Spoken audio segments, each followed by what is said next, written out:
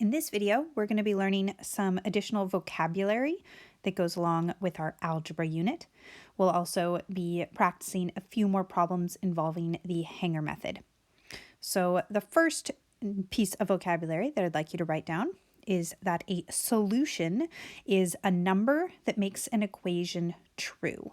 So you can also think of this as being just the answer to an equation, but it's important to note that it's a number that makes the equation true. And also, an expression is different from an equation. It's a group of variables and numbers, but it does not involve a equal sign. So there is no equal sign in an expression, whereas there is one in an equation.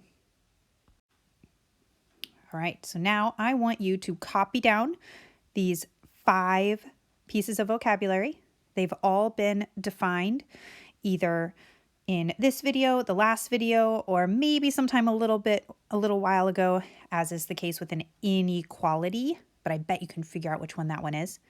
And then I want you to match them with the circled algebra pieces that are over off to the side. Which one matches with which? Pause now and do it.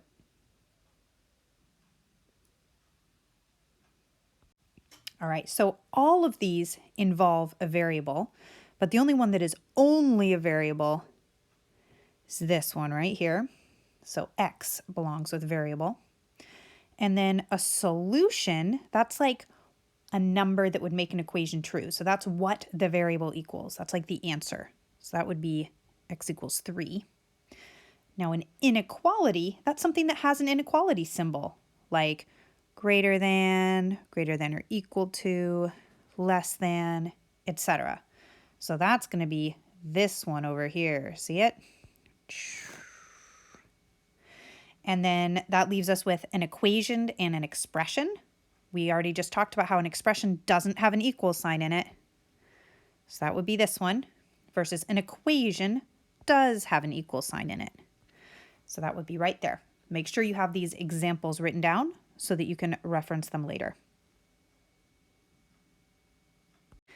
So in our last hanger method video, I gave you the hanger model and then I had you write an equation and solve it.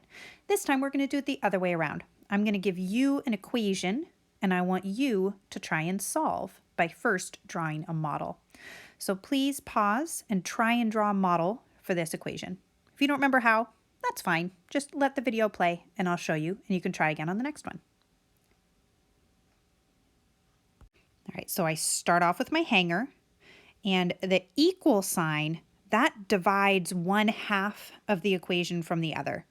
So I know that on one side of the equation, I'm going to have a 52. And you can just write the number. We don't need to like make 52 dots or anything. That would be crazy. But on the other side, I need to have 4 y's. And on this one, we do actually need to write out a y, another y, another y, and another one. Okay, now we need to solve.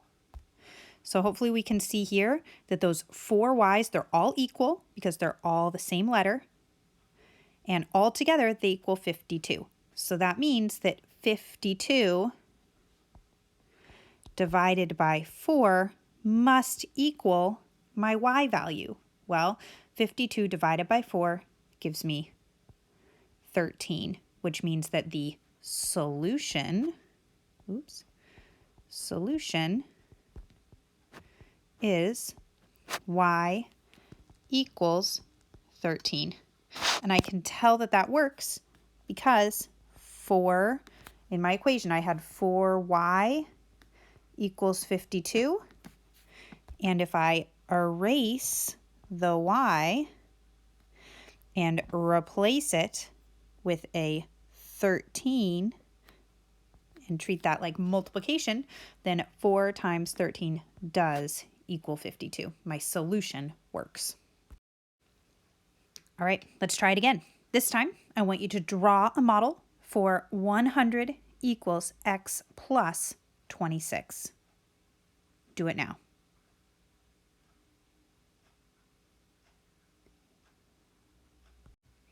Does your model look like this?